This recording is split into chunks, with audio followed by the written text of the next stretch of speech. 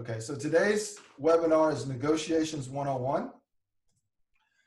Today's agenda is obviously, we're talking not about negotiations in general, but we want to talk about negotiations in the context of doing business in China. So we're going to try to put that into context so everybody can understand why the negotiations process in China might be different than in other countries. And after we do that, of course, we're going to talk about the biggest misperceptions, the greatest challenges, the common mistakes that most foreigners make when they're entering into negotiations in China. And then also, we try to give some killer tips for people to just kind of apply, or as they start their journey to become a master of cross-cultural performance. And then at the end, we're going to do Q&A. All right, so so we summarize really quickly. We went through in the first two webinars, so we're going to go through this really quickly, but everything in China revolves around what I call the Guanxi engine. So you really have to understand China's system of reciprocity, the giving and receiving of face, and how that all works to generate trust and to develop Guanxi relationships. And we talked about in the previous webinars how important Guanxi is in Chinese business culture and how relationships in China are a little bit different than other relationships that you may have in more Western type countries. One of the things that we really emphasize is we're not going to really tell you how to succeed because everybody's situation is different. What we're going to do is we're going to try to help you develop the essential soft skills so you can be more successful and create your own success. So what does that mean? That means when you are interacting with people in China, when you are actually in China trying to negotiate, then you have to have certain levels of self-awareness and empathy for the people that you're negotiating with. You also have to be aware of the cultural context of how business in China is actually different. So business in China would be different than business in Hong Kong or business in Taiwan. So for people who are from Europe or the United States, it's not doing business in China is the same if you've done business in Hong Kong or Malaysia or Singapore. So that's all different.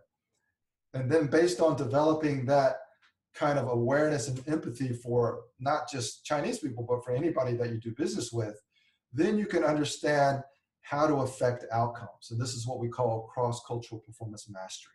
It's really understanding that the things that we can adjust when we are interacting with people, our AMA values, our attitude, our mindset, and approach, this is 100% controllable. The problem is we don't know what adjustments we need to make if we lack awareness and we lack empathy. But once we have developed greater awareness and empathy, then we can influence the perception that other people have of us. And this is really important during building relationships in China, and especially as it relates to negotiations. Okay, so the first thing that we want to talk about, so last week we talked about communications. Today, what we're going to talk about, first of all, is we have to put into context, how is communications different than negotiations? Okay, so very briefly, communications has a less specific intent. So most people, communication is something that we have to do every day. We can do it casually, we can do it in a business context.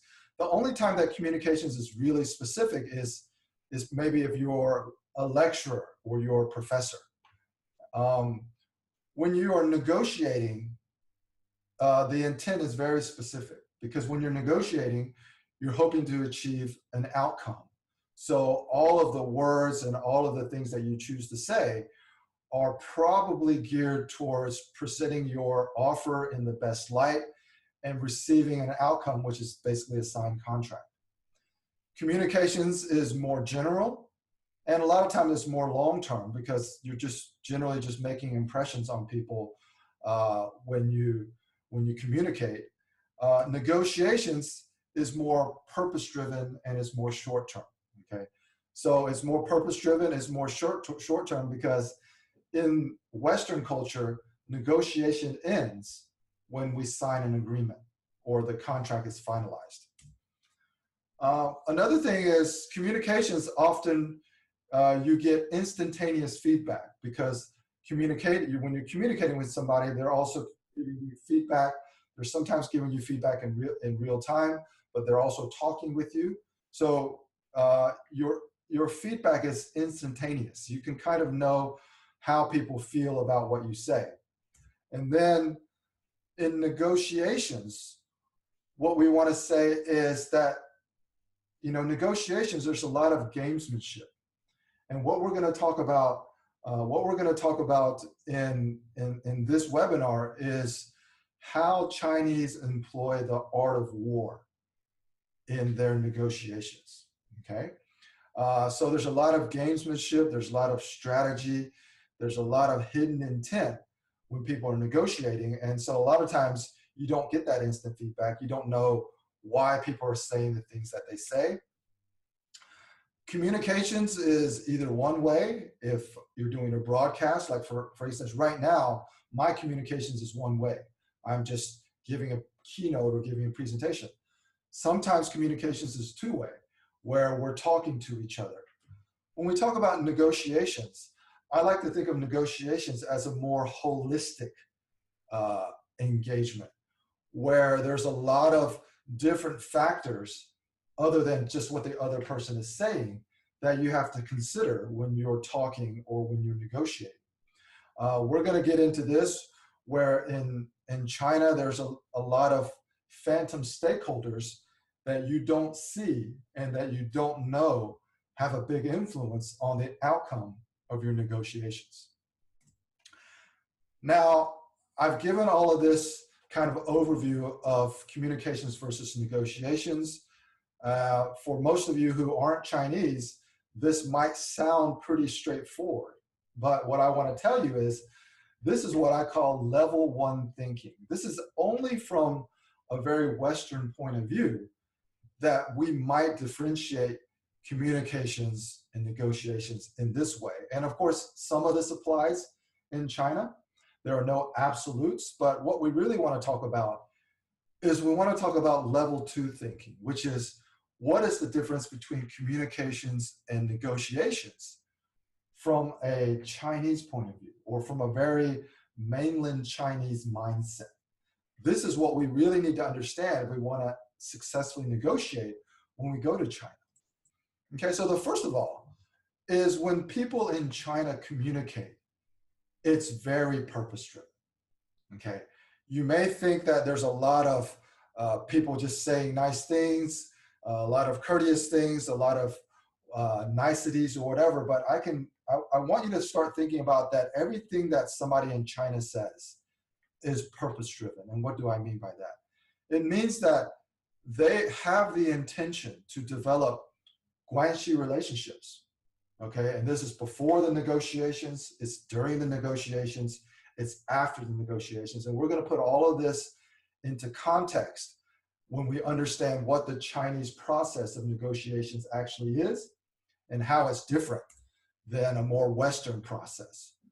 When Chinese people are communicating, they're trying to give face because that is one of the foundations for developing Guanxi, but also for the Chinese system of reciprocity, okay? So you have to understand in context that when Chinese are communicating, a lot of times they're saying things not part of the negotiations, but they're just trying to give face because that's how they communicate. They're also trying to receive face, and this is really important. Chinese will say a lot of things, do a lot of things. The way that they communicate, they want to continue this system of reciprocity, which is the giving and receiving of face. So a lot of times what they're seeking is they're seeking recognition for their ideas, for their positions, for their opinions. So if you don't recognize that, you recognize what they're saying as, well, I don't want to agree with that because that might be something that my company's not going to be able to agree to. That kind of mindset really may hurt you in negotiations because sometimes acknowledging something or just nodding your head and agreeing with something doesn't mean you agree to something in a legal sense. It just means you acknowledge something in the sense of the way that Chinese people communicate. And if you're a foreigner or you're non-Chinese, or even if you're overseas Chinese, when you're communicating with mainland Chinese people or local Chinese people, you will notice that they are always trying to persuade you. They're always trying to change your opinions. Now, this is just natural because the mentality is, well, foreigners, Westerners, people who aren't from mainland China, even people who aren't from my province, if I'm Shanghainese, they don't understand my mentality. They don't understand my values. They don't understand my thinking. So a lot of the things that I communicate are just to try to persuade and change opinions. So this is the reason why most Chinese people communicate. This is the purpose-driven way that they communicate. And they don't even think about it in this context, but I've broken it down in this context so you can understand it and then contrast it with how we communicate and how it's different than negotiations. So when we get into the Chinese thinking of negotiations, Chinese people want to conclude the negotiations as soon as possible. Okay, and this is all relative to the Western definition of negotiations. So what do I mean by that? That means is when Chinese people, they just want to get through this process where we're trying to finalize the contract, we're trying to sign the agreement, we're trying to begin this partnership. They just want to get it over with, okay? They want to conclude that as soon as possible. And I'm going to explain to you why that is as we move forward with this discussion. In negotiations with Chinese people, they're going to promise everything a lot of times. They're basically, and you have to not think about them promising everything as disingenuous or deceitful. You have to think about it that they're doing two things. They're giving you face because they don't want to say they can't do anything. And the Chinese mentality, a lot of times, especially when entering into partnerships that they're negotiating, what they want to do is they want to promise first and then figure out later. So they may not really know that they can actually do something, but they'll just agree to it, and then they'll figure it out on the back end. Because in the Chinese mind, the negotiation process actually never stops. Negotiations doesn't stop when the contract is signed and when the agreement is finalized. Negotiations is ongoing. They believe that whatever we agreed upon is going to be mutable over time. And so as a foreigner, this can make you really frustrated because something that you may have agreed upon, and then suddenly a few months later or a few years later, suddenly they want to change the conditions of the quote unquote the contract. This is not intentional, but this is just the way the Chinese mentality works. They don't think of things in terms of, well, now we have a contract, I have to follow the contract. They think that everything that we do will be evolving over time as our level of Guanxi changes, okay? During negotiations, Chinese are also going to ask for everything, okay? But the thing that you have to keep in mind is the Chinese asking for everything doesn't actually mean they won't agree to not getting everything, okay? They're asking for everything. It's just they want to know what your position is, okay? So a lot of times you have to be very careful in negotiations of giving a direct answer to a vague question, okay? And because Chinese want to conclude the negotiations as soon as possible, one of the things that you have to recognize is that Chinese have a tendency to exaggerate, okay? This is cultural. They'll exaggerate in communications, they'll exaggerate in negotiations. It's just the mentality that they think they need to impress other people.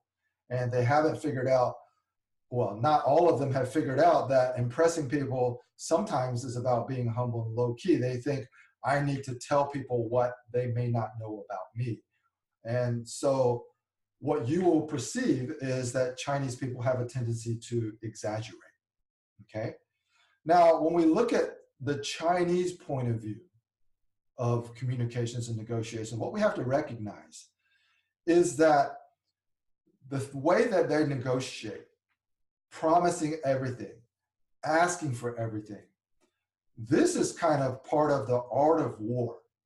Okay, so I'm not saying that Chinese people have all studied the art of war and they're deliberately applying these strategies to confuse you as somebody that they're competing against.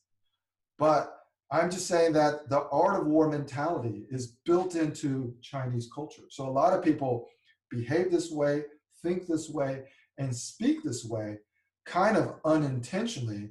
But if you think about it in the context of the art of war, that's actually what they're doing. Okay. And what this really reflects is circular thinking. And this is the biggest challenge a lot of times for foreigners who are negotiating in China is the negotiation process from a Western point of view, or I'm an American, so I'm just saying an American point of view, is a very linear process. We're trying to accomplish certain milestones. We're trying to reach certain agreements on certain points. And then once both sides agree, then we can sign the contract. This is why negotiating with Chinese people is so frustrating, because Chinese people, by culture and by mentality, they don't think that way. They think in a very circular manner. And as we get into the next part of this presentation and the things that we're talking about, you need to try to imagine why it's circular thinking and why it doesn't fit, if you think in more of a linear fashion, why you may be frustrated. Okay?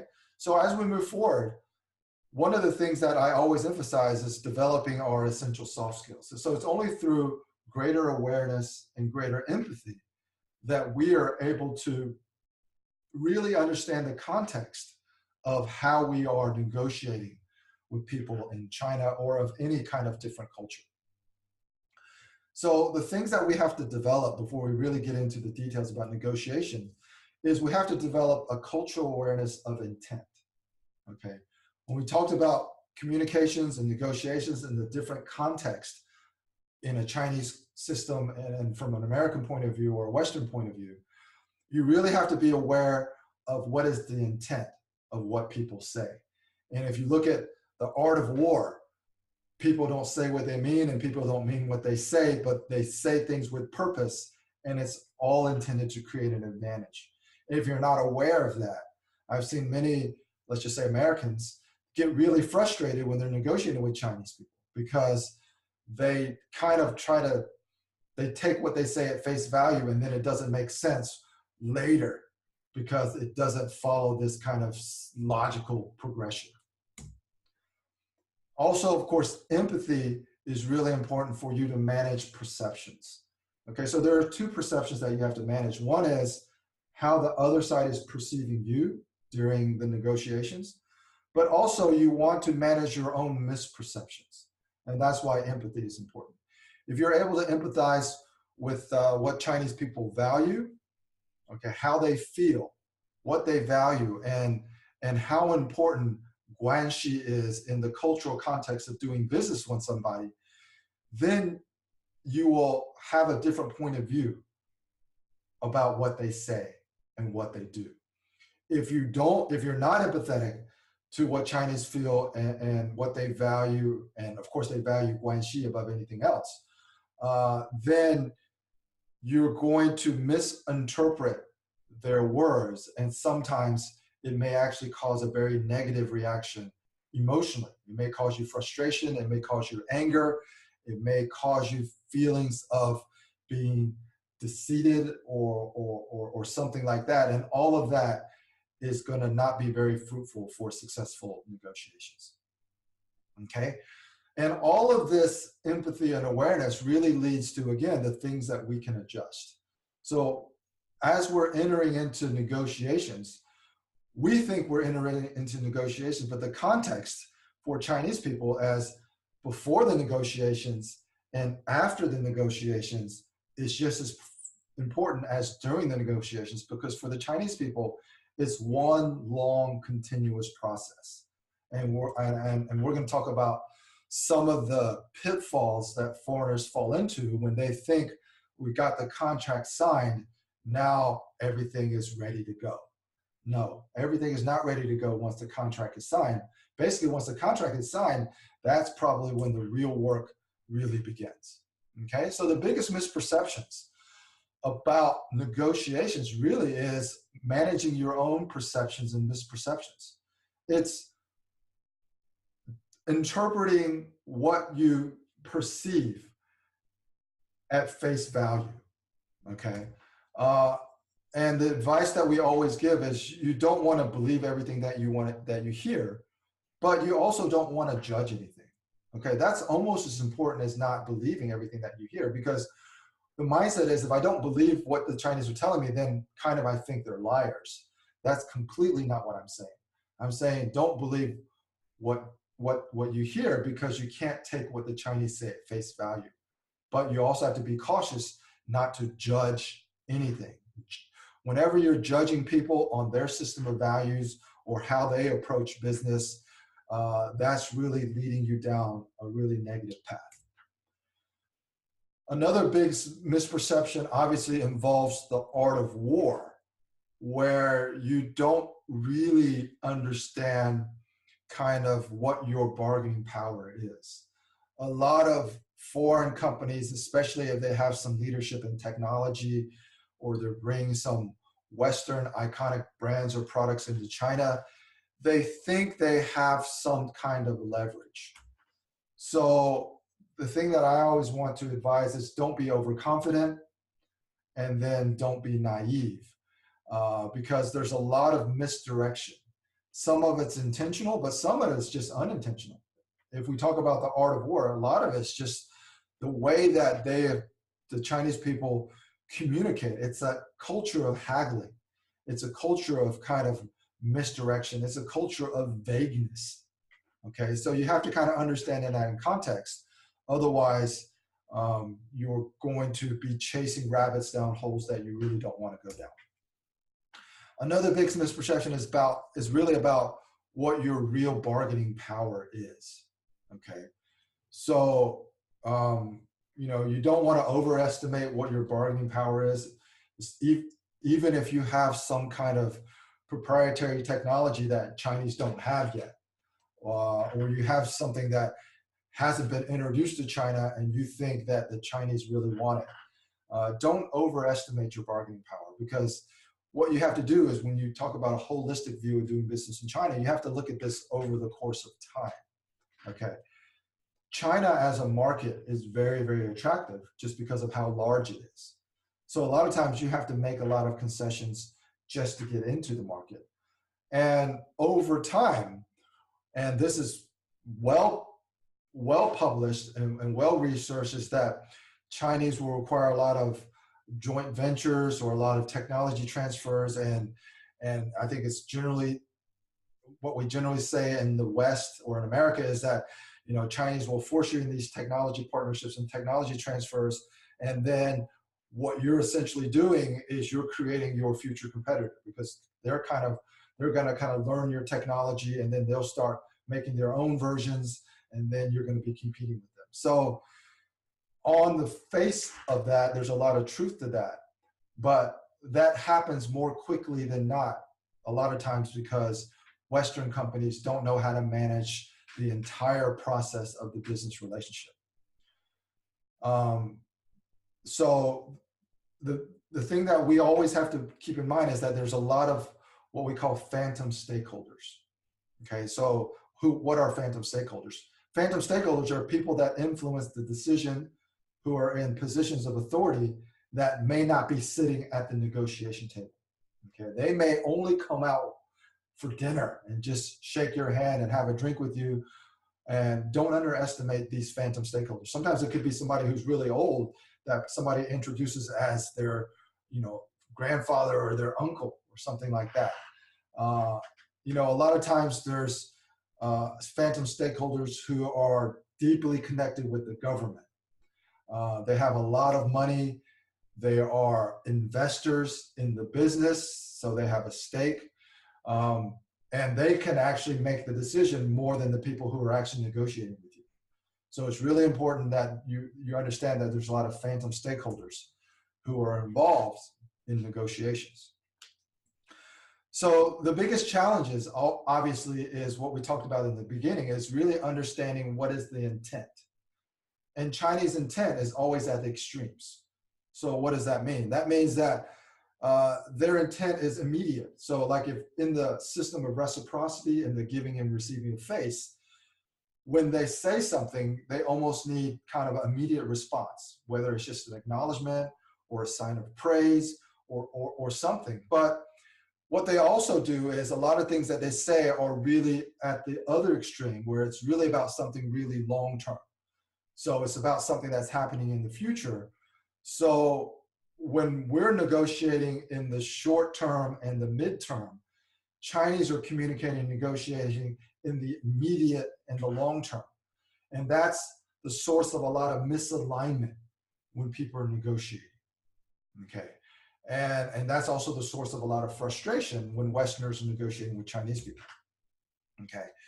So it's really a challenge on connecting the Chinese intent with the process of negotiations, which I'm gonna get ready to talk about really soon, but also the perceptions that you have yourself and the perceptions that you are creating in the minds of the people that you're negotiating with. You have to remember that everything is flexible, which means depending on your level of Guanxi, the Chinese will also be more flexible. And you can think about it either in terms of, do they have a positive perception of you? You can think about it in terms of, have you created that trust that they will trust you as a business partner? But in reality, it's just, what is your level of Guanxi? It doesn't really matter how you think about it, but it's basically the perception that other people have of you, either based on Guanxi or trust or the relationship. So another challenge that a lot of foreigners have is patience, okay? Because when Americans go over and they're negotiating, you know, they have a fixed itinerary, they even have a fixed agenda, and they want to get things accomplished according to a very planned process. So what that leads to is that leads to a lack of patience when Chinese are not following that same process. And they're not, and the thing is Chinese are not deliberately not following that process. They just, as a mentality, they don't think in those terms. Okay, so when we talk about reciprocity, this is the really important thing about negotiations. If you are in a position of power and leverage, and you force a lot of concessions out of your partners in China, that's not necessarily a good thing, because I can tell you that the way that the Chinese system works and the Chinese business culture works is that they think in long terms. So if you force a lot of concessions in the short term, the Chinese will repay themselves on the back end. And this is what I call goodwill extraction. And this is where a lot of Westerners or a lot of Americans kind of don't like when I say this. But the way that the Westerners actually engage with Chinese over the course of the business relationship, they think of it very sequential. Now the negotiations are over, everybody has to follow the rules. It's this kind of thinking, in my opinion, that actually leads to a lot of corruption over time. And when I say corruption, I'm talking about corruption, of course, by Western definitions or Western standards. But really, it's that this is just the Chinese mentality. If they feel that they've made too many concessions on the back end, if they feel that after the negotiations are over, my partners are too inflexible and they're just following the letter of the contract, then they start to say, well, I'm going to engage in this partnership differently. You have to remember, Chinese people understand their value chain.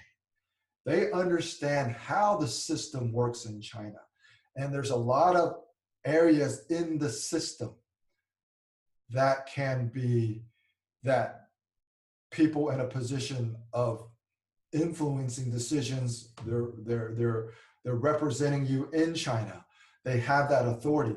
there's a lot of areas for them to actually extract additional value out of that value chain.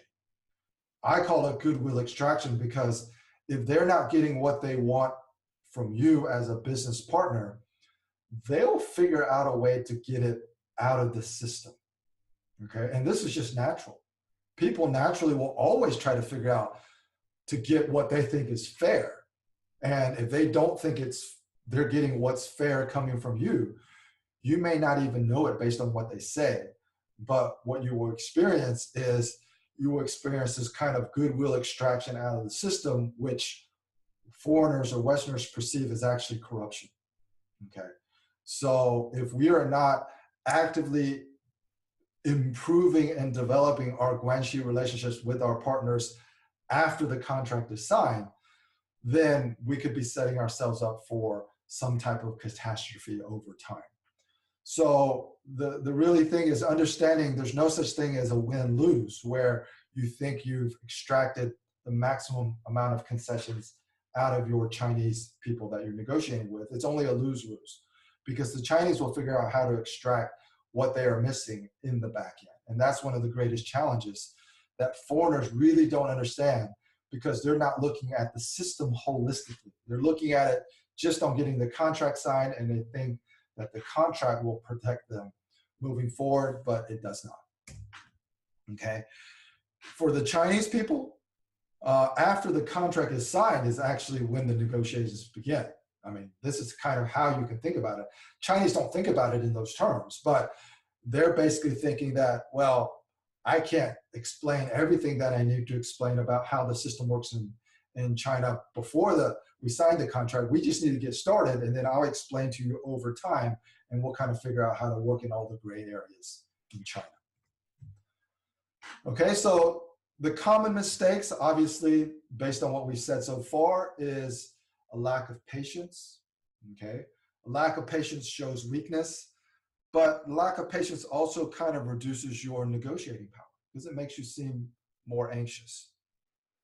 Another common mistake is being too direct. You have to remember that in China, vagueness is sometimes, well, it's either an intentional negotiating tactic, but sometimes it's unintentional. Because the way that the reason that Chinese are vague, this is cultural. The reason that Chinese are vague is because it allows them not to have to take personal responsibility for the things that they say, okay? In Chinese culture, because it's very hierarchical, because there's really no incentive for speaking out or taking personal responsibility, Chinese communicate in a culture of vagueness. So we can say that vagueness is an unintentional negotiating tactic that actually works to the advantage of the Chinese people, because we as Americans, we're too direct. We put all our cards on the table, we see where the chips lie, and then we really kind of expose all of our weaknesses, okay? Sometimes in the earlier parts, we talked about China being a land of contradictions. You also see Chinese saying a lot of things very directly. Don't confuse that with vagueness. Sometimes they say things directly also kind of as a tactic or just as an emotional response. It actually has nothing to do with the negotiations itself. So another common mistake that the foreigners have when they come to China is they don't have the big picture view. They want to think of things in terms of what concessions can we negotiate, and they don't really think about fairness or unfairness in the context of what Chinese people feel, which means you first have to be empathetic to the people that you're negotiating with to really understand whether they feel they are being treated fairly or not. You cannot be the judge of what's fair and what's not fair. That is the biggest mistake that foreigners make, because they always think and believe they are being extremely fair. But if you don't understand what Chinese value, then you will also figure out that you would know that they don't think it's actually fair. And this will result in what we talked about before.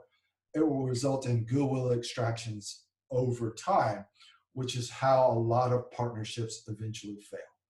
So a lot of partnerships in China eventually fail.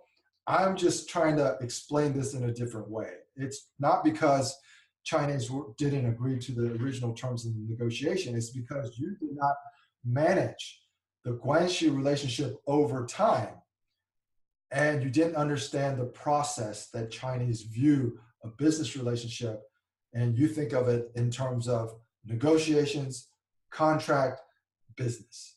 And that's just a big mistake. So you can look at this at an individual level, which is what we've been talking about for negotiations, or a company level, but you can also see this happening at the macro level or the country level. Okay, so this is the gradual and persistent extractions at the country level. So you can just see that this is how China now is behaving on a global stage. Okay, all of the injustices that China has faced over the past 100 years of colonialism and occupation and invasion and war and all of this, the Chinese now have become powerful. And now they're starting to extract what they think is rightfully theirs over time. Okay? They're doing it in a very gradual manner, not because they don't want to follow UN regulations or WTO rules, or they want to be bullies, or they want to be unfair, but it's just the mindset that the injustices that Chinese people faced over the last 100 years, now it's our turn to get some of that back. And we're going to extract it over time, whether it's building installations in the South China Seas, whether it's forcing technology companies to transfer their technology, whatever, they're now extracting what they feel is rightfully theirs as a country. And this is just a microcosm of how individuals think when they're negotiating on behalf of their country, if it's a state-owned enterprise, behalf of their company, if it's a Chinese company, or behalf of themselves as somebody in a position of authority. So you really have to kind of keep all this in mind. Now, obviously, it's really hard to give tips because tips don't really work in negotiations. So the only tip that I'm going to give is just, you really need to start making the adjustments as we talked about with the things that you can control. And the things that you can't control are your attitude, your mindset, and your approach. And this takes training and it takes development. We talk about this a lot more in our cross-cultural performance mastery kind of webinars or workshops. But the attitude that you really want to have, obviously, is pretty simple to say, long-term win-win attitude. But you want to keep in mind that attitude is not what you say, it's what you believe. Okay. When you're empathetic to what the Chinese value and you care about giving them face and making them feel good based on your empathy to what they care about, then you don't need to say it because you believe it. So you cannot project the right attitude just by saying the right things. You actually have to change how you think. And this is why we call adjusting your AMA values. Okay. Your mindset also has to be very positive, and you have to use imagination, because a lot of times things in China are so different than things, say, in America, that you really just have to use more imagination, but you have to use positive imagination. You have to imagine things that it's almost like giving the benefit of the doubt. Okay. Yes, on the surface, it looks like they're doing something very kind of unethical. But if you put a positive spin to that, you can imagine why it may or may not be that way. Okay. We talked about this in cross-cultural performance mastery. You really have to have purpose-driven curiosity, right? So that is the key to actually being empathetic, is you have to be curious about why people say the things they say, believe the things they believe, value the things that they value with purpose. And that is the key to unlocking this deeper Guanxi relationship, because you're not just reacting to what you feel on the surface. Okay, and then the last thing is, of course, your approach. You just have to make sure your approach is very context-based. It's cultural awareness is really important. So we talk about some of this in examples. We talk about a lot of this in the Q&A, and hopefully with the content that we disseminate, it can help you develop greater context for your approach. And if you really enter into serious negotiations and you don't feel you're prepared, then you need to hire an independent expert or advisor, because there's really preparing for China negotiations without the help of an expert is really, really almost futile, because you'll be looking at things through a lens that completely doesn't make sense of the reality on the ground. So I always advise you to hire an advisor, an expert, or you can ask me questions and I can try to guide you on the right path, even to choosing the right advisor or the right expert. Okay, so this is and then the final thing, of course, is patience. Patience, patience, patience. Most foreigners lack patience, so if you want to talk about killer tips, just have a little bit more patience. Don't make the agenda so fixed, and you will do better in your negotiations with Chinese people.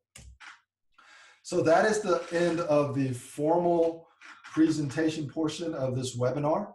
Now it's when I'm going to open it up for questions. I see a couple people online, so if you want to jump in and ask a question, feel free to unmute yourself. I'm going to stop the video. Yeah. Absolutely. I'll ask my first question, and then I'll let other people go with theirs, and then if there's time, then I'll ask my second question. All right.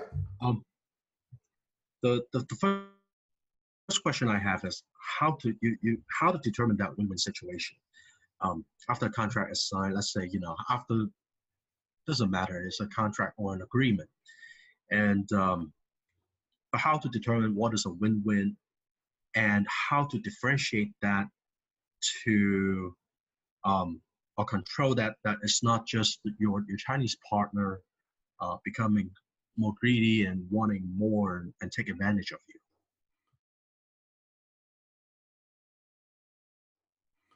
Okay, so there's a lot of things there.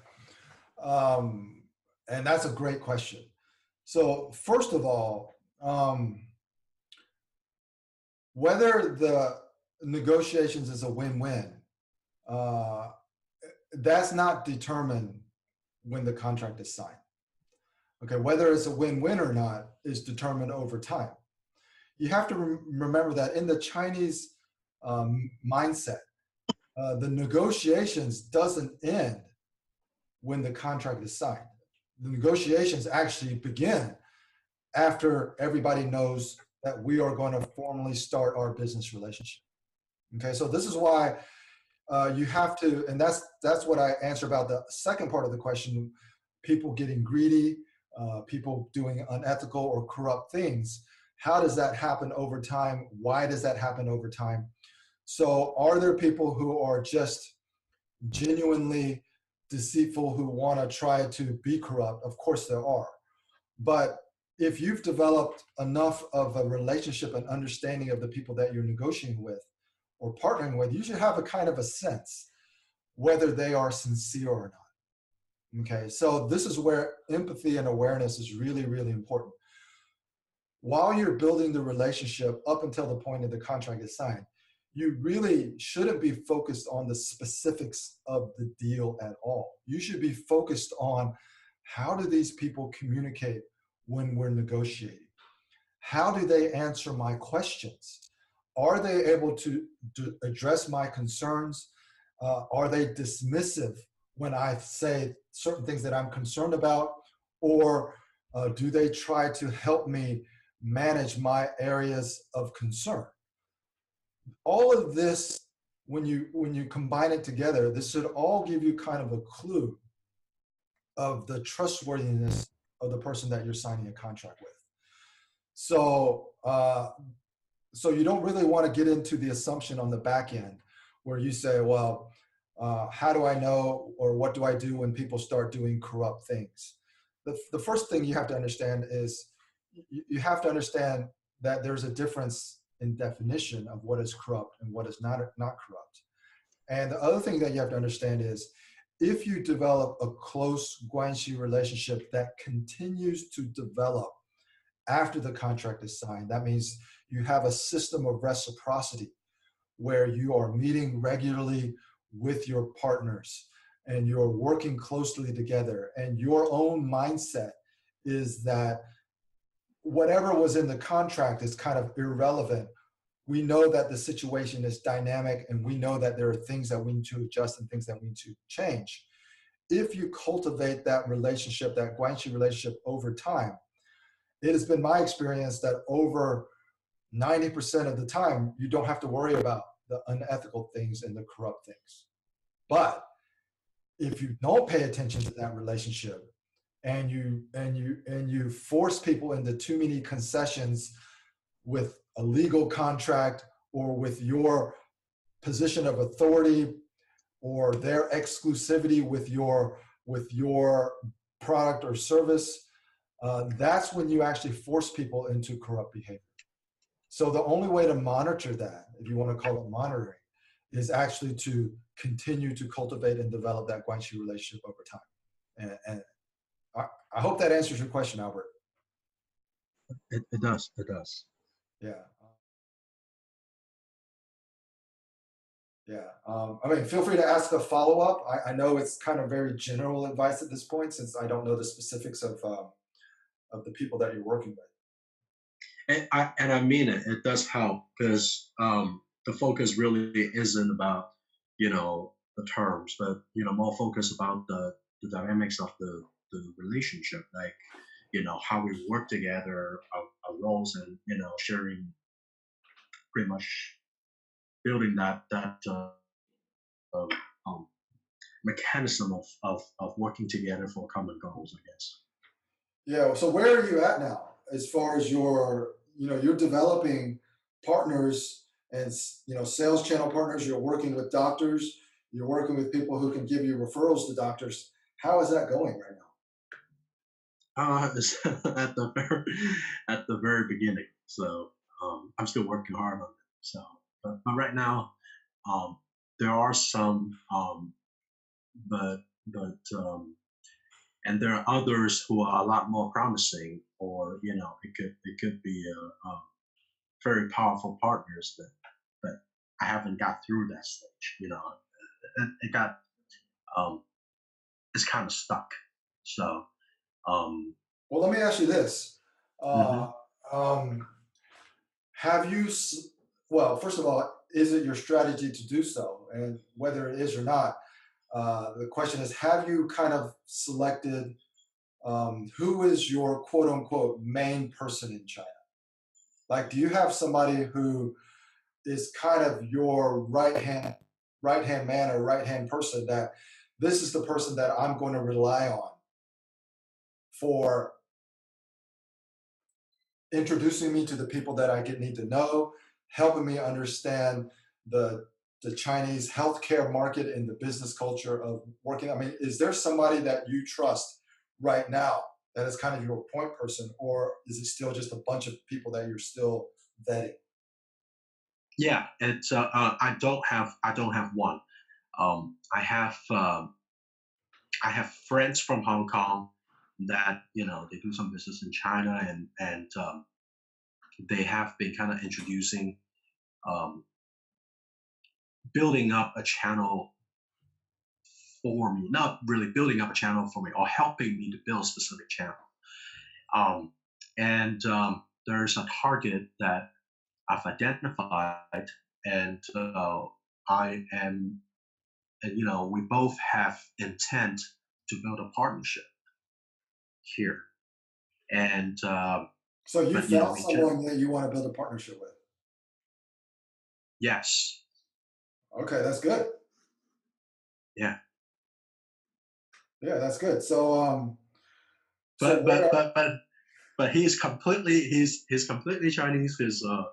He's I think he's in his mid-50s, or even late 50s. A bit older than me, and very Chinese. So how we built that partnership, it depends on, if I could successfully create a Guanxi with.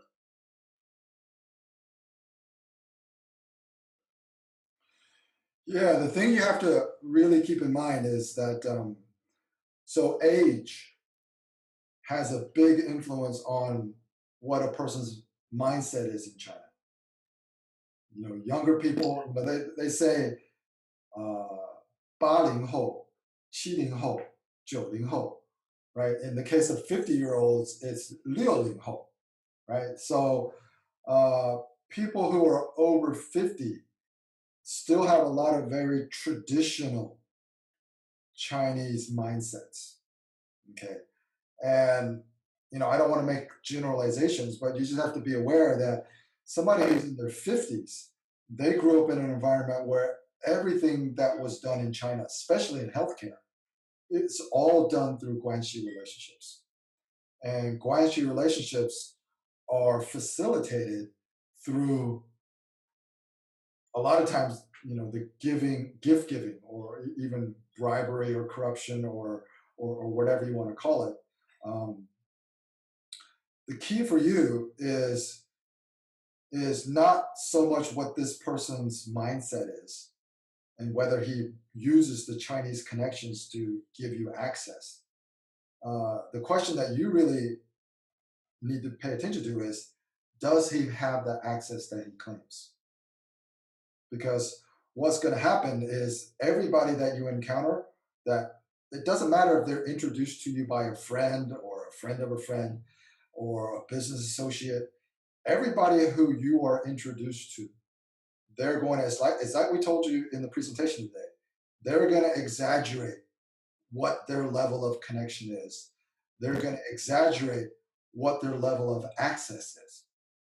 So I think it'll be very important for you to, I don't know, have you done this yet? Have you gone on like joint doctor visits or joint hospital visits with this person yet? Not yet. Okay, so that'll be key. You really want to observe what type of access he has. You really want to observe when he goes to a hospital or wherever, who are the people that come out that he can introduce you to, right? Is it some low-level physician, or is it the head of the medical department, or the head of the whatever, right? That will really give you an indicator of what his actual level of access is. So at this stage, because you haven't gone on joint calls with him and he's older, you just want to gauge what his level of access is. And then if he passes that criteria where you say, oh yeah, this guy has a lot of access, he knows all the decision makers, he can organize a workshop where all the doctors are invited, whatever it is. We talked about some of this in the last time. How do you deliver value to doctors who might be recommending healthcare services to their patients, right? How do you access that? You just really have to try to get a holistic view of, number one, what kind of access this guy has, and number two, are you going to be able to align on objectives? That's going to be a big challenge, because he already has so much experience. He will have very, very strong opinion about what you need to do to access, and he's going to have a very strong kind of opinion that he's probably the only one that can give it to you. So it's almost exactly what I said. You don't want to take anything at face value, but you also don't want to judge anything if it doesn't turn out to be exactly the way it is. You just have to use a different mindset to really evaluate whether this person is the right partner or not. And of course, I always advise people when they're doing business in China is when people go into business in China, when they go to China and they're looking for the quote unquote local partner, I think that kind of sets them off on the wrong foot. When you go to China, you should always be looking for the right partner. The right partner often is a local partner, but you want to think in terms of not, a lot of people say, do we share similar values? That's the wrong question to ask because they're not going to share similar values. The question is, are we going to be able to align on our objectives? I may have a different reason for why I want to do this. As long as I can find a reason that you want to do this too, our reasons could be completely different. But as long as we both have reasons that will give us value and give us benefits to do almost the same thing, then that kind of passes another test. At age 50, the China retirement age is 60. So he could be thinking about retirement really soon.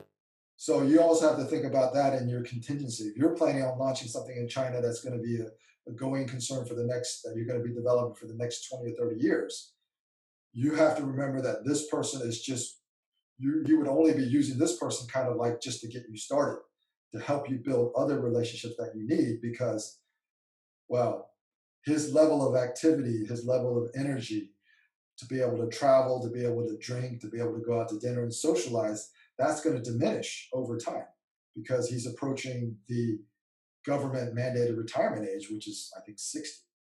So you just have to kind of keep all that in mind.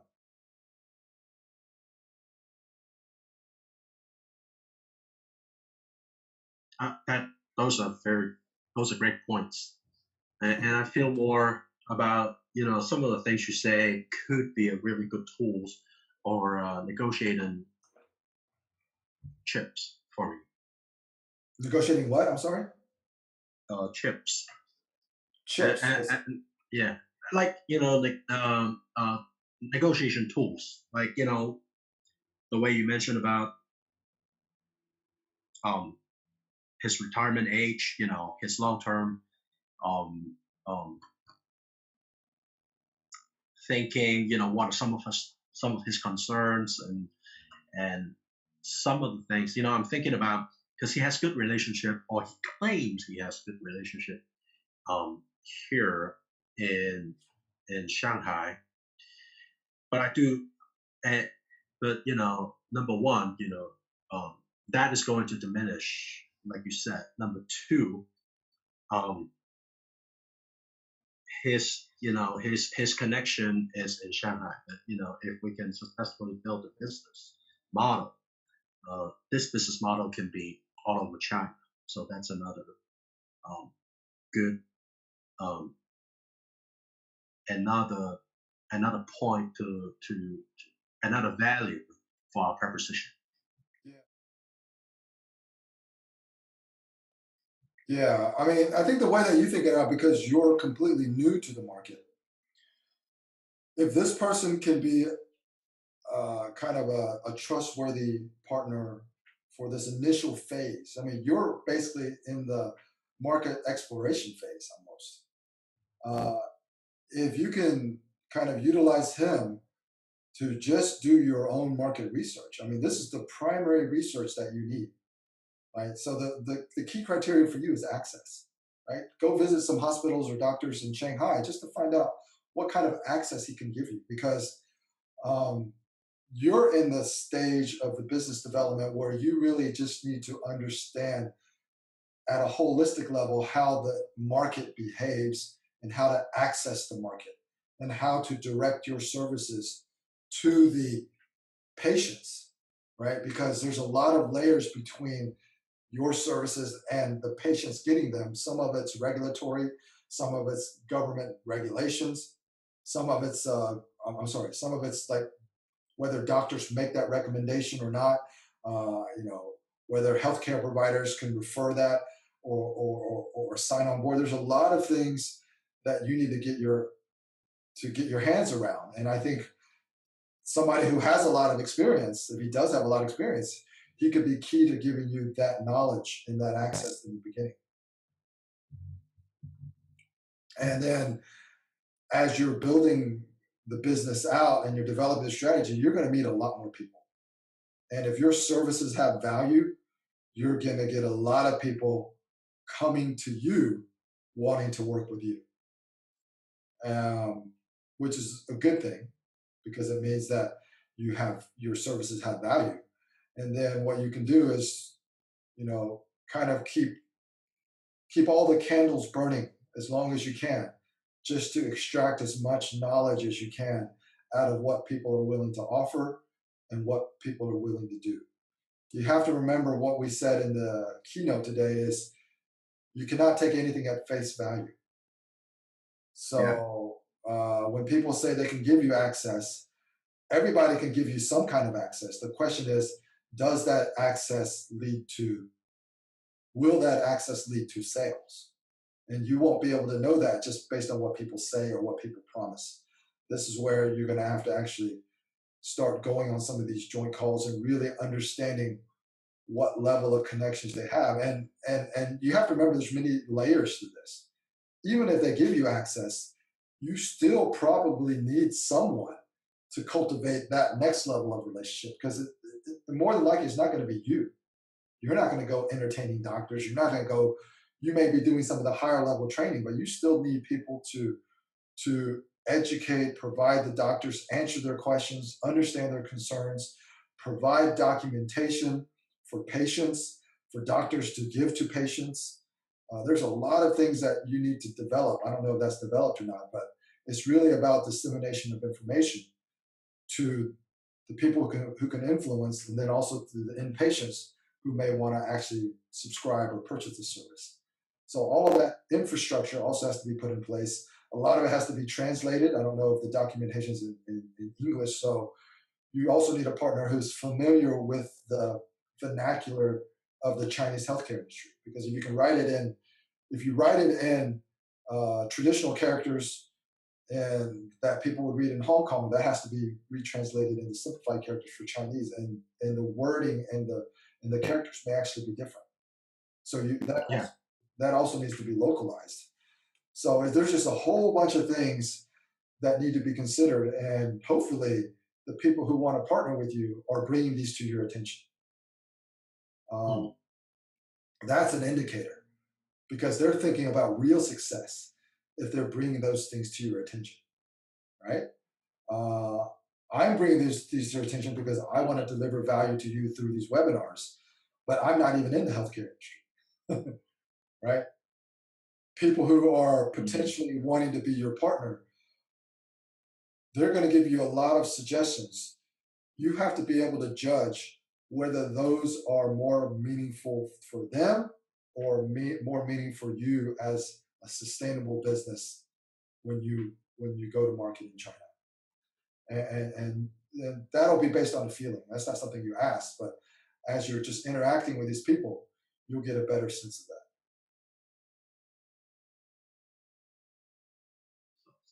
So, how to apply that fine line or gray area between the outer war, also, the outer war showing, negotiating versus showing respect and empathy.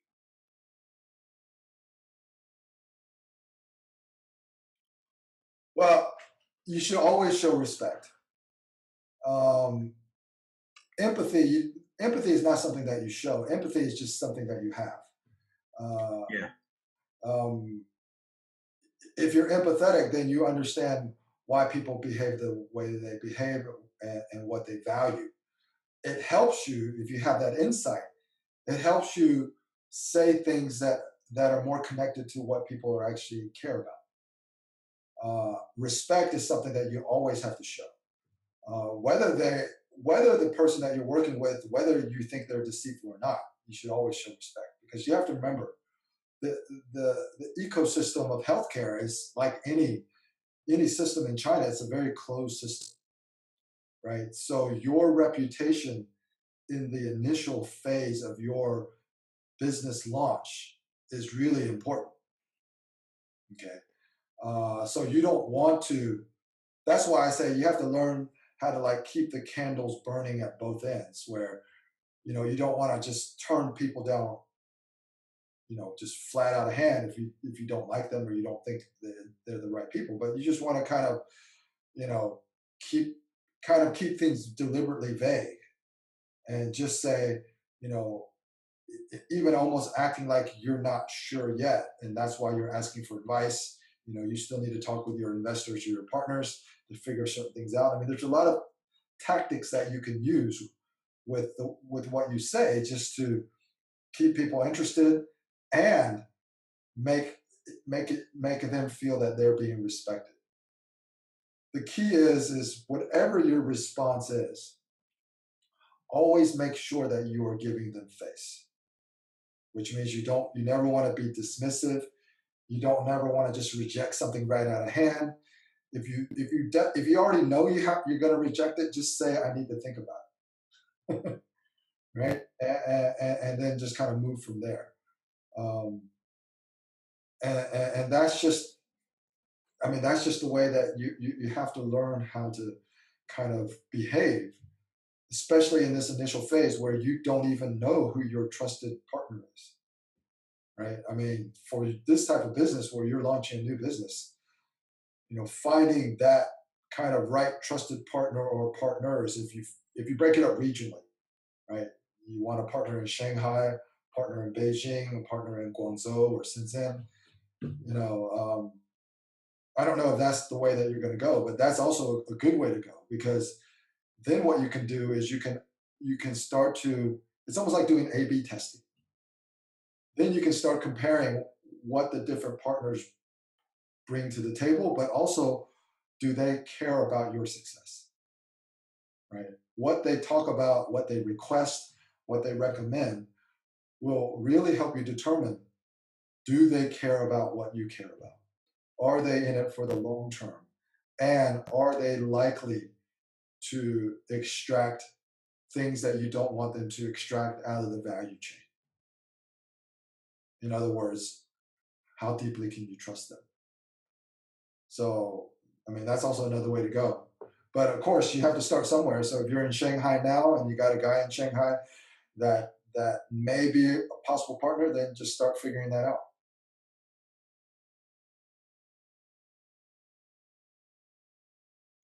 He's the way he sees it is that I need to give him a red pocket Yeah, to facilitate things. yeah, Um, but obviously, I mean, I understand that's how it works, and there are different ways of how the red pocket is delivered. But how do I know, or how do I gauge if I should be doing that, and if I'm doing that at the right channel?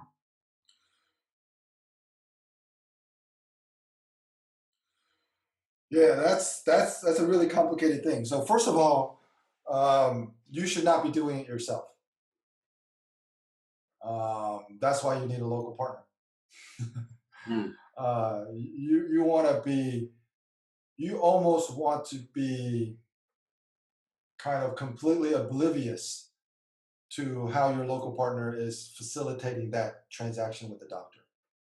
That's why you need a local partner that you can trust, that can tell you exactly how much this expense is, if you want to talk about it as an expense, so you can calculate your costs. And and uh, and the thing is because even though you are Chinese by ethnicity, you're still considered from Chinese people as a foreigner. They wouldn't feel comfortable taking your red packet anyway.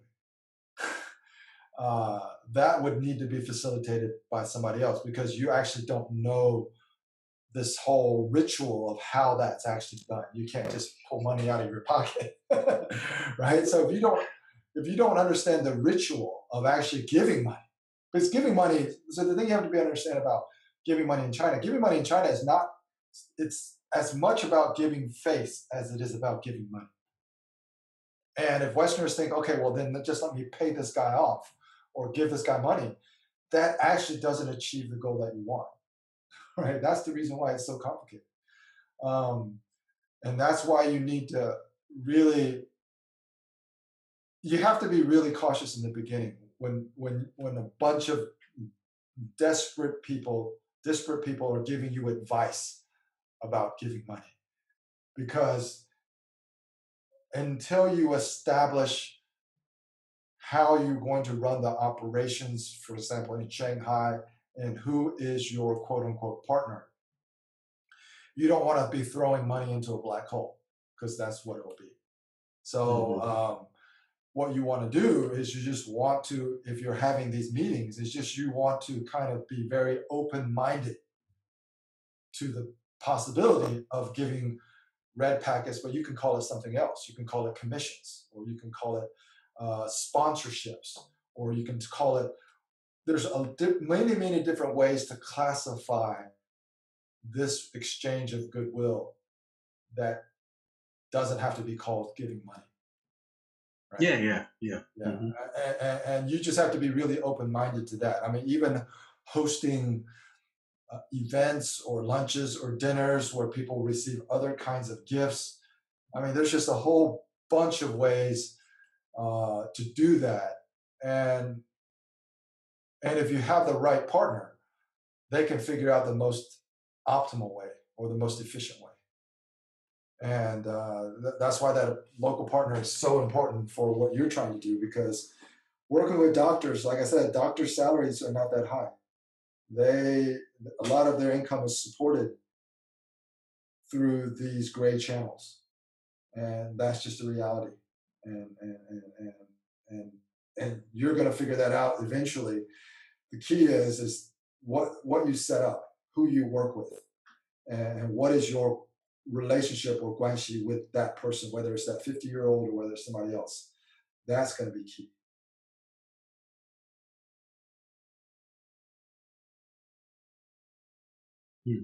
Yeah.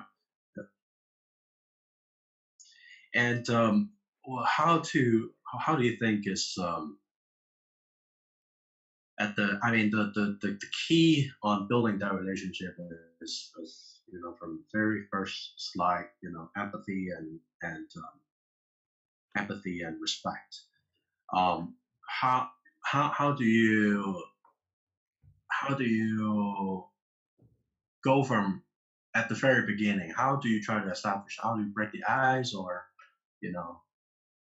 make people feel good, like little gifts and engaging in the conversation, listening to really what they say, and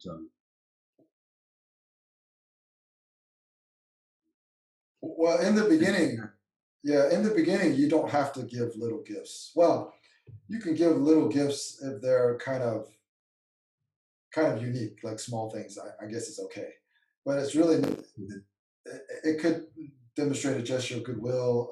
It could break the ice. But I think the key is really twofold. One is patience, and we talked about that a lot. And the other is it's the adjustment of your attitude to be more open-minded. And the thing that I always explain is you don't have to agree to things. You just have to be open-minded to things. There's a difference, right? And if you are open-minded, it helps the conversation go further. At your initial stage, you just want to go further in these conversations, which means you want access to develop more guanxi relationships, right? If you have a few candidates that you think could be partners in China, then you really want to spend a lot of time with them, trying to figure out what is the best way for you guys to work together.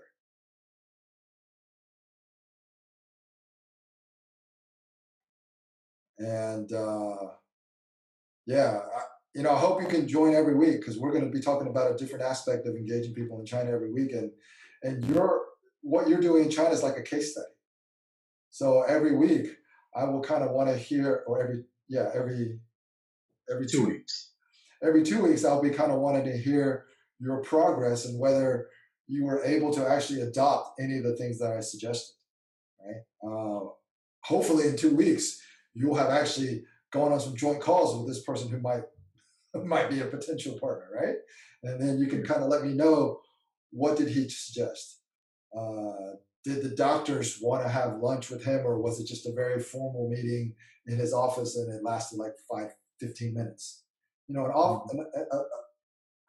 a meeting that lasts 10 or 15 minutes in a formal office, and a meeting over lunch, and a meeting over dinner shows a completely different level of Guanxi. That's a way to engage it. That's a way for you to gauge what the level of Guanxi is. What is your interaction, right? And then what is he able to do? Like if you want to do kind of like a presentation, will he be open to inviting other people over?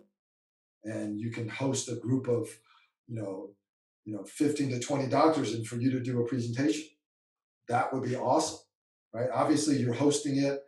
It's an investment for you. You got to maybe do it at a nice hotel. You got to include lunch or include dinner or whatever. I mean, these are the things that you have to really understand. Do you have the budget for it? I don't really understand. I don't know how you're capitalized, but accessing the healthcare market in China is really a long-term endeavor.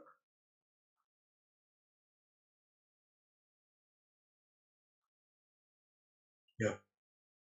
And these are things that I have thought about, like holding a one you just suggested, holding a meeting or like a small conference um, in a hotel, inviting a bunch of doctors um, to start a kind of face recognizing my face, or start to build a beginning of Guanxi.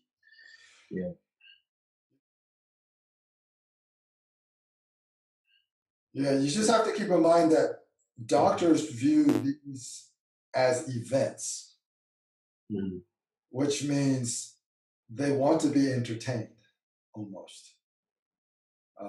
You can think about that however you want, but as a newcomer to the market and having something to ask of these doctors just to even learn about your services, you're asking them for something.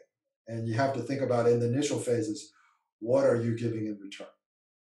All right. So if they're coming to one of your events, there has to be a reason to come beyond they can learn about your product or they can learn about your service.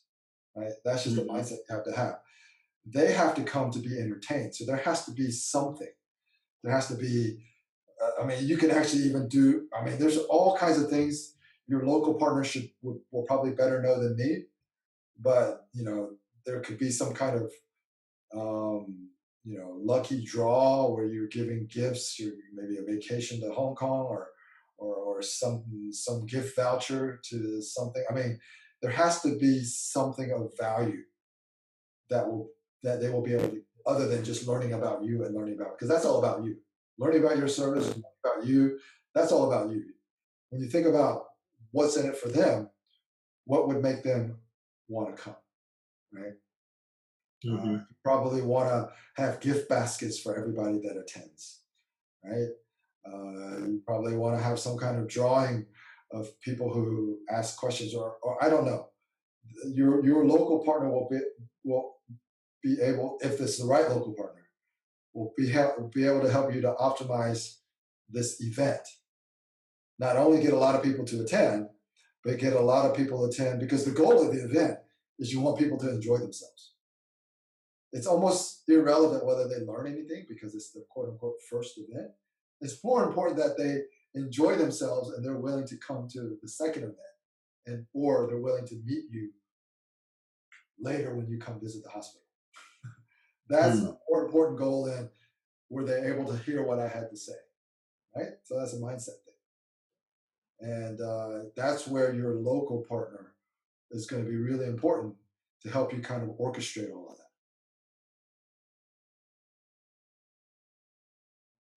Yeah, that's a good point. And maybe these are some of the questions that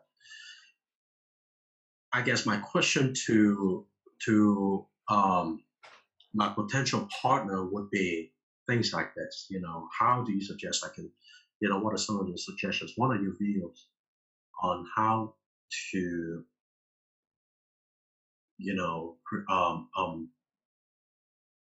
create a profile for a company, and how do we handle strengthen our relationship with different channels, doctors. Yeah, the way that I would do it, the way that I would approach it is you want to make your questions almost as general as possible. So what you want to do is you want to focus on the outcome. Mm-hmm. Okay. Just don't talk about all the things to achieve this outcome. You know, we need to strengthen how do we strengthen the relationships with the doctors? How do we convince them to give us referrals? That's too detailed. Just focus on the outcome. You know, how do we build our business? Yeah, how do we build our business? How do we get this service introduced to the patients who really need this service? And then just almost leave it like that. That's a good way to gauge the partner, because when your question has too many constraints, like, oh, how do we specifically build relationships with the doctors so they will do this, there's too many restrictions on that question. You want to leave it more open-ended so you can gauge what ideas or knowledge or experience your partner has. If your partner has experiences, he's going to answer all those questions just with the very general question, how do we get this product into the market? Or how do we structure our services where we can actually get paid by the right people that are going to pay us? However you want to ask that question, right? And that's almost not a question that you ask in a meeting room. That's almost a question you ask over dinner. Yeah. So one of the things that I want you and also the audience to really understand when they're listening to this or they're watching this is your approach. The thing that we're talking about now, Albert, is really just your approach.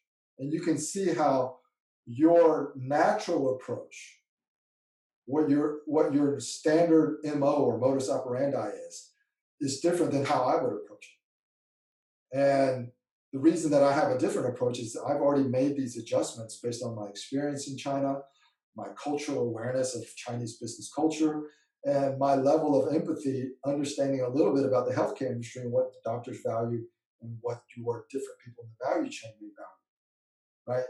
These are the adjustments that you will make over time is how do I adjust my approach, right? Adjusting the attitude and mindset is one thing, but this is all about the execution. How do I adjust my approach? And you can see that my approach has a lot of differences, right? One is asking specific, one is going general. And just something as simple as that can have a dramatically different outcome or benefit to you, because now you can start to gauge. You're in the early stages. The situation is you're in the early stages of trying to find the right partner. So you want to leave it as vague and general, as open-ended as possible to gauge what level of experience and access the people that you're evaluating actually have, right? That's information for you. And if you make it too detailed, then you're not evaluating the bigger picture or the more holistic. And the funny thing is, this suggestion you're making is exactly how they behave. They become fake about. Yeah. So this is communicating in their own way. Yeah. So I have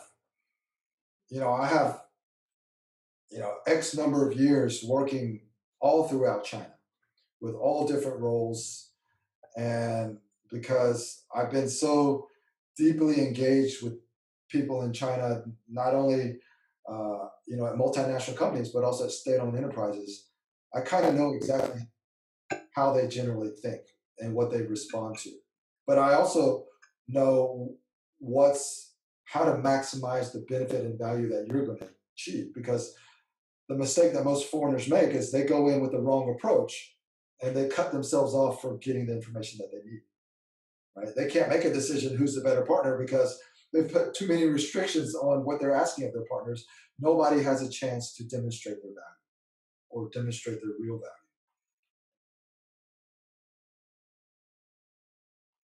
value. And So I think this will be really interesting, kind of our next conversation. I definitely hope you can join in 2 weeks, and we'll continue this conversation.